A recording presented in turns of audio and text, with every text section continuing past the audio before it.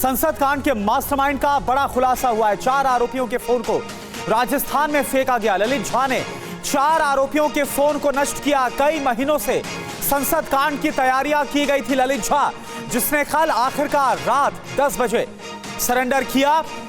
अब जानकारी ये सामने आ रही कि ये ललित झा ही था जिसने 4 आरोपियों के फोन को राजस्थान में नष्ट किया, जो जानकारी सामने आ रही है। हालांकि क्या मास्टरमाइंड यही था या फिर कोई और था जिसका दिमाग इस पूरी साजिश के पीछे था, अब इसकी जानकारी ली जाएगी।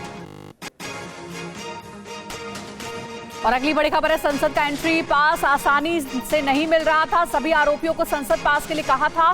पूछताछ में ललित झा का बड़ा खुलासा। दिल्ली से भागकर राजस्थान गया था ललित झा भी संसद परिसर के पास मौजूद था। और एक और बड़ा खुलासा जो हो रहा है ये आपको बताया। संसद कांड में 2 और लोग गिरफ्तार हुए। महेश और कैलाश को पुलिस ने गिरफ्तार किया है।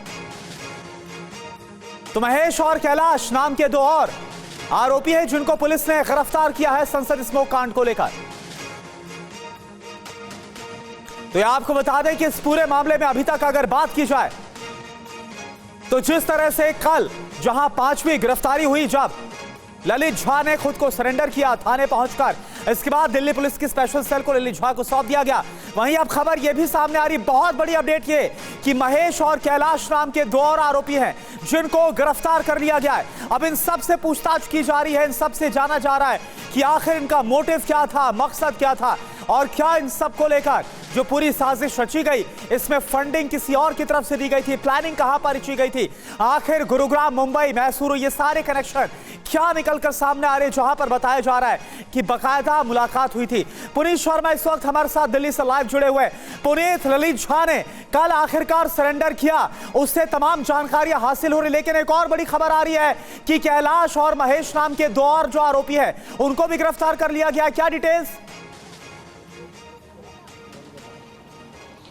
देखिए, इस पूरे मामले में ललित मास्टरमाइंड बताया जा रहा है। कल देर रात को ललित ने कर्तव्य पथ पुलिस स्टेशन पर जाकर के सरेंडर किया। दरअसल ललित उस वक्त यहां पर मौजूद था जब नीलम और अमोल संसद भवन के बाहर प्रदर्शन कर रहे थे, स्मोक क्रैकर चला रहे थे। तो ललित वो शख्स था जो अपने मोबाइल से सारे वीडियोस बना रहा था और उसके बाद इन 4 आरोपियों के फोन लेकर के ललित राजस्थान फरार हो गया था। पुलिस की टीम लगातार उसको तलाश रही थी और लोकेशन उसकी नीमराणा मिली थी, लेकिन जब वो नीमराणा पहुंची तब तक ललित वहां से फरार हो गया था। बताया जा रहा है कि ललित नागौर पहुंचा था और वहां अपने दोस्त महेश से मिला। महेश ने ही ललित को एक होटल में कमरा दिलाया, जिसके बाद वो वहां पर रुका और न्यूज चैनल के जरिए तमाम अपडेट्स ले रहा था कि आखिर पुलिस की इन्वेस्टिगेशन कहां तक पहुंची। इसके बाद पिछले कई घंटों की पूछताछ में जो ललित ने बताया वो यही है कि उसे लगा कि स्पेशल सेल उस तक पहुंच जाएगी, तब उसने अपने दोस्तों से बातचीत की और उसके बाद दिल्ली आया और कर्तव्य पथ जाकर के उसने सरेंडर कर दिया।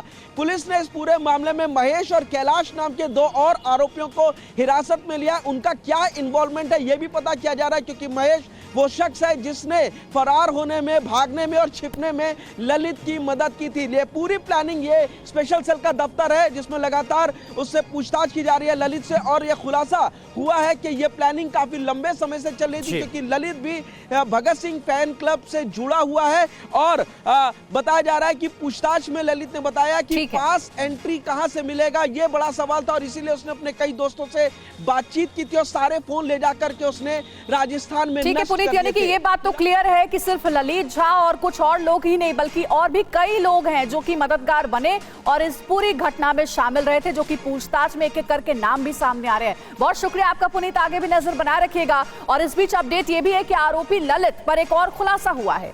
ललित ने वीडियो रिकॉर्डिंग भी की थी। ये जानकारी मिल रही है कि वीडियो रिकॉर्डिंग की गई थी और कहा जा रहा है कि ललित ही मास्टरमाइंड था, क्योंकि इससे पूछताछ में कई चौंकाने वाली बातें सामने आ रही हैं। ललित झा ने कहा है कि 4 आरोपियों के फोन उसने नष्ट कर दिए थे, क्योंकि यह पता था कि फोन के जरिए कई बड़े सुराग पुलिस के हाथ लग सकते हैं।